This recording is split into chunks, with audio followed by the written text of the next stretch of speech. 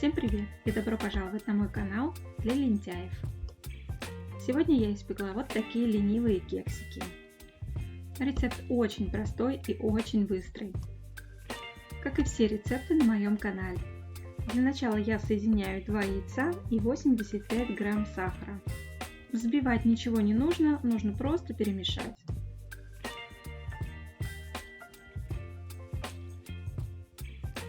Добавляю 3 столовые ложки молока или 2 столовые ложки сметаны. Масло я использую растительное, без запаха, 50 грамм. Снова все перемешиваю.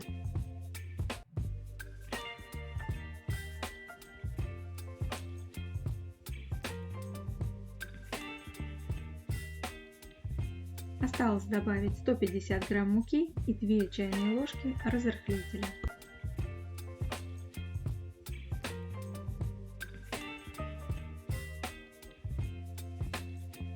Вот такой должна получиться консистенция.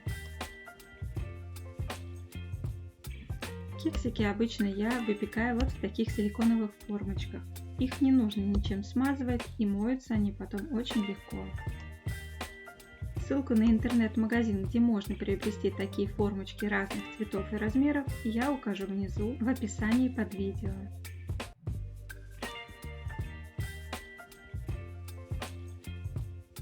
На моем канале уже большое количество ленивых рецептов. И если вы так же, как и я, не любите долго готовить, то переходите на мой канал. Вам там точно понравится. Кексы я выпекаю при 180 градусах Цельсия всего 20 минут.